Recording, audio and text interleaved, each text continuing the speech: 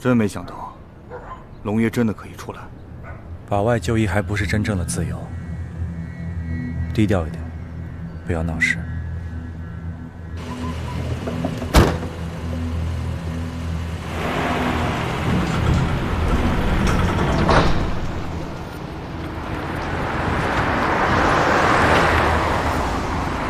跟着去医院。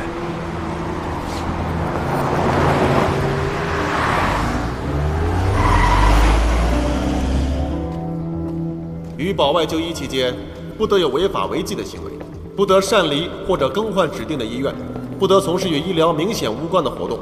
如果发现有上述违规行为，保外就医立即终止，马上押回监狱继续服刑。龙哥，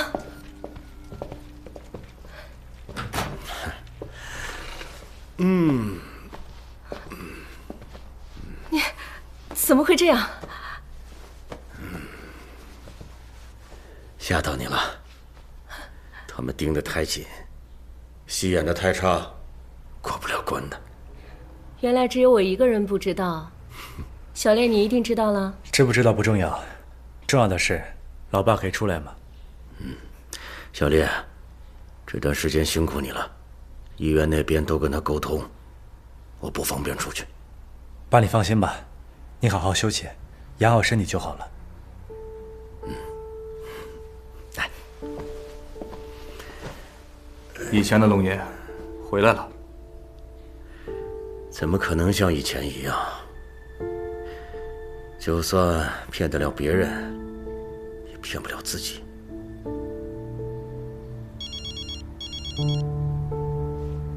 你还好吗？喂，龙爷，冯助理来了，带了鲜花，说代表黄医院来探望你。不接。是，我来处理。爸。龙哥，你放心交给小烈处理吧。以前他什么都听你的，现在他长大了，知道什么叫担当，你多休息一下。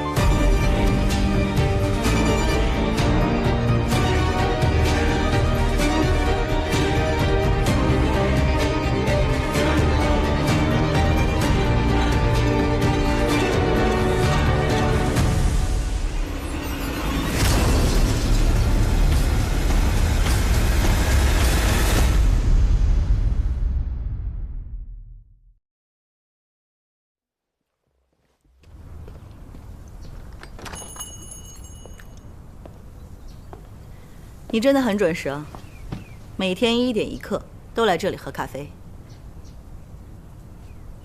韩奎龙出来了，你应该知道，他的保外就医就是你批准的。还有，判旧城区地契案败诉，判石志阳是黑警。我觉得你以前不会这样判，现在是完全不一样了。我也是按照呈堂证供来判案的，任何案子都一样，你有新的证据，一样可以上诉。那份案105的口供我看过了，不够证据上诉。那就再等等，或者将来会有一个不同的结果。拨乱反正需要时间是吗？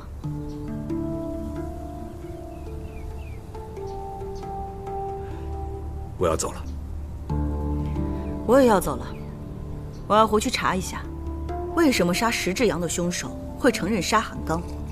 为什么明明2件没关联的案子，会捆绑在一起呢？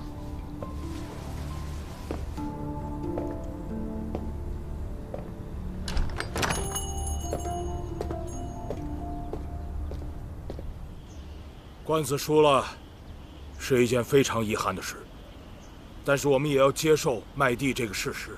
陈叔公呢？他怎么说啊？叔公生病了，因为地契的事。我们别打扰他了。开发商后天会过来，我们剩下的时间真的已经不太多了。不让他们进来不就行了？就是啊，他们谁敢进来收地，我们就跟他们拼了！对，拼了！林浅不会突然消失，韩奎龙是他男人，他身上的那条疤痕，他应该早就见过。他现在不见了，可能性只有2个：第一，叫韩奎龙逃跑；第二，杀人报仇。OK， 我马上派人去医院，同时我会通知海关。我去申请搜查令，我怕他报不了仇，反而被人杀人灭口了。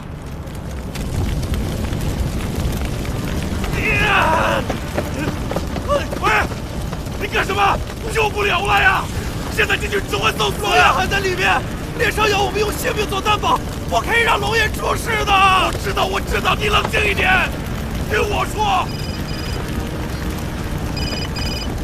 碎了。走了。找不到小路，龙爷他们根本没有上船。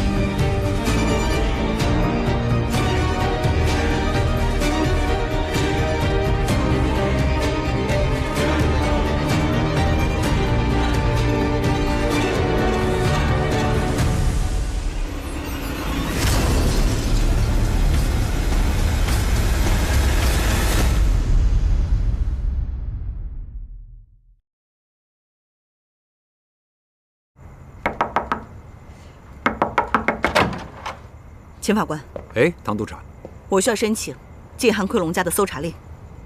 理由呢？林犬的人身安全受到威胁。为什么？你把那份 A05的证供交给我，目的是为了什么？难道你早就知道，纵火案的真凶就是韩奎龙？我不知道 ，A05只是一个线索，结果是什么，是我控制不了的。哼，没想到绕了一圈，韩奎龙又落在你我手里了。别拍了！什么情况？里面的火势已经控制住了，目前只发现了一具尸体。好，麻烦你了。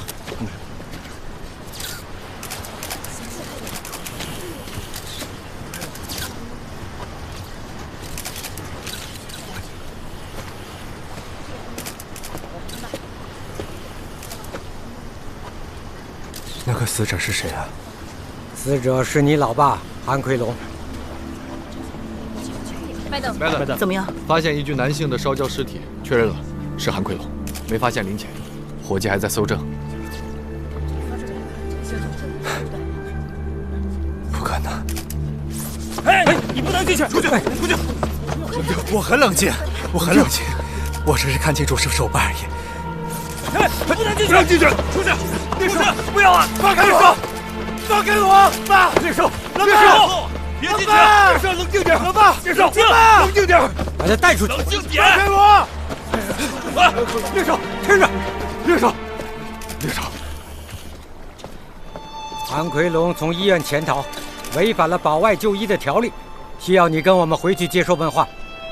当然，也可以先让你去太平间办理完认尸手续。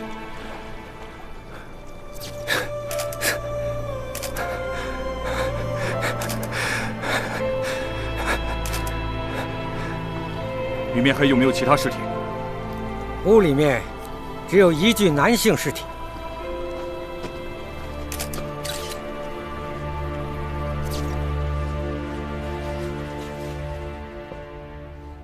是不是你爸爸？是我爸，韩奎龙。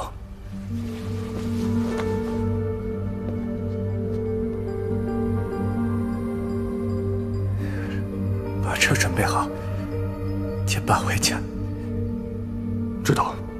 暂时不行，我们还要做尸体鉴定。摆明是烧死的，还有什么好鉴定的？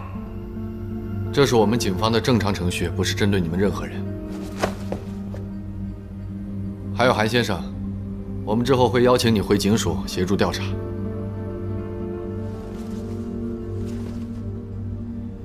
节哀顺变。没什么想说的。我爸为什么在那里，我也不知道。那你对他的……还有1个月就可以出来，也就是减了4个月。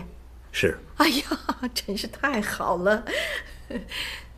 那这次维维出来之后，要先来我这里把他养胖了再说。他现在太瘦了，里面肯定没什么好吃的。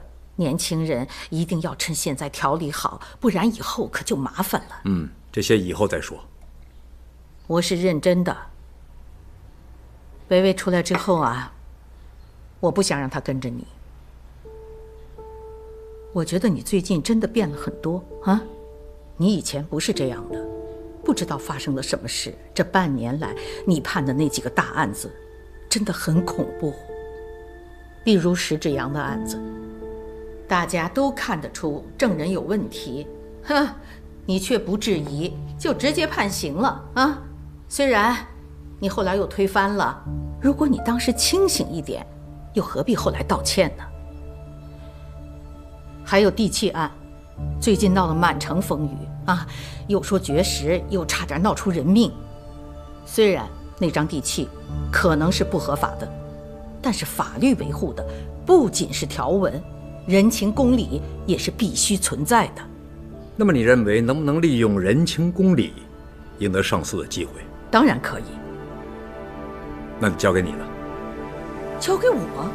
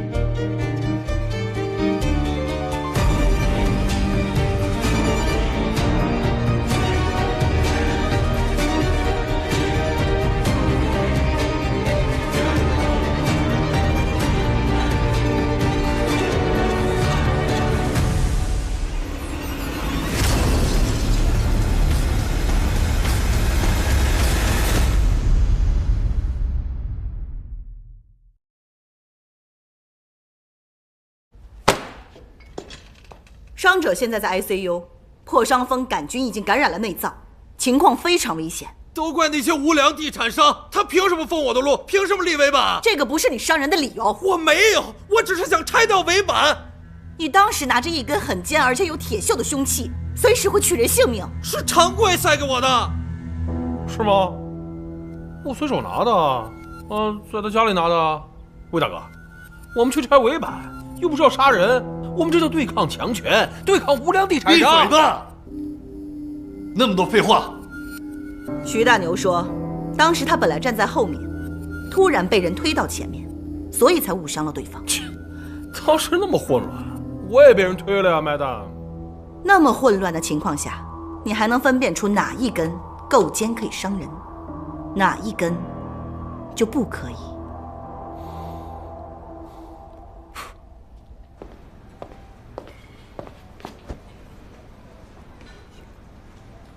新规定啊，是不是现在当头的连私人空间都没有了？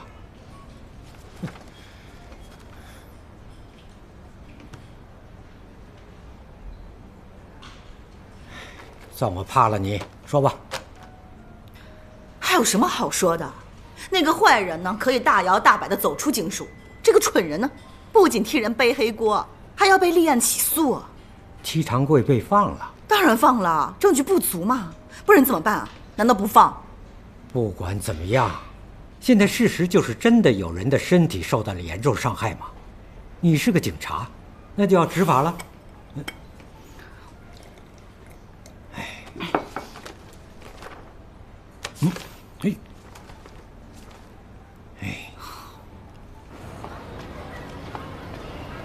叔公，我知道你喜欢喝茶，所以我特地找人拿了一饼老普洱回来孝敬你。茶可以慢慢喝，我想大家都知道，大牛被警察抓了，曾伯呢，绝食进了医院，所以叔公他老人家说，算了算了，卖了他吧。啊，你可卖了？卖吧。不是吧？这怎么行啊？哎，那也没办法，大势所趋嘛。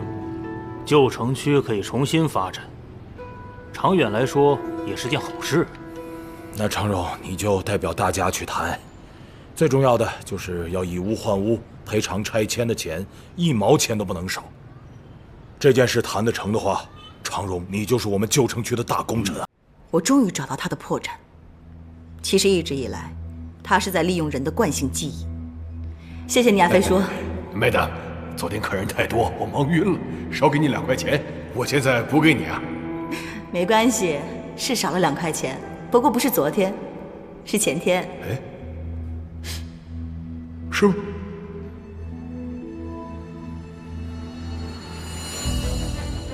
在这段时间，秦玉他一直都在1点1刻去飞叔的咖啡店买咖啡。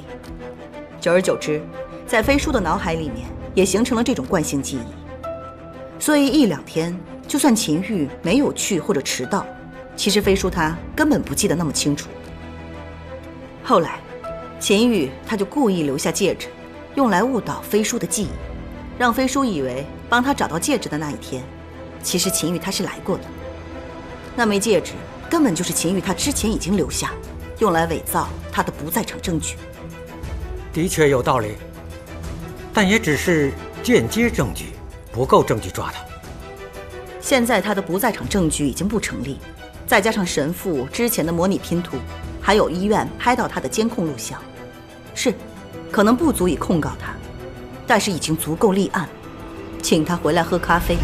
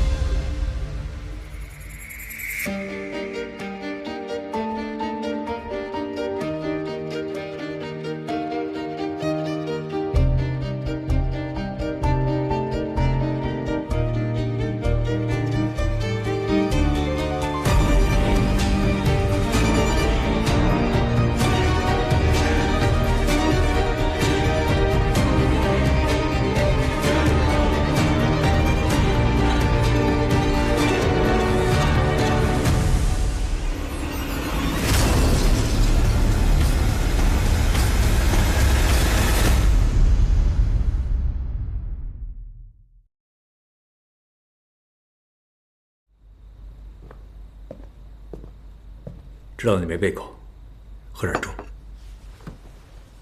我现在没那么辛苦了，爸爸，我在里面帮他们用过毒。你说什么？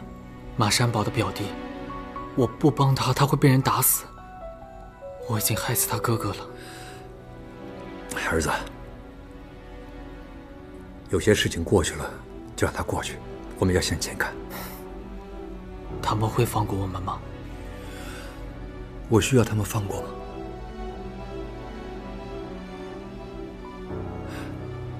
喝粥。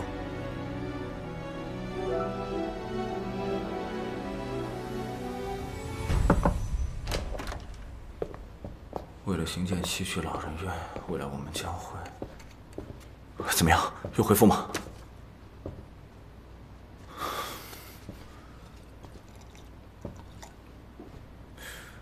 不如像火焰木棚区一样，一把火烧光它，让我去将功补过。还是先等回复。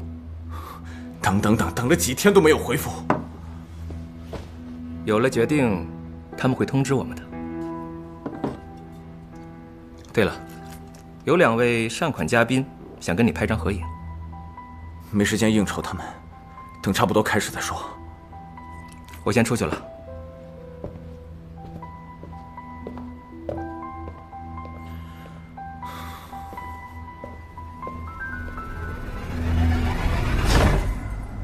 黄校议员早上出席兴建老人院慈善拍卖活动的时候，突然心脏病发，抢救无效，不幸离世。我们会为他举办追悼会，悼念他一生为人民服务的精神。黄议员，黄议员，黄议员，黄议员，他没有呼吸了。叫救护车。黄议员，黄议员。我好像在监狱里见过他。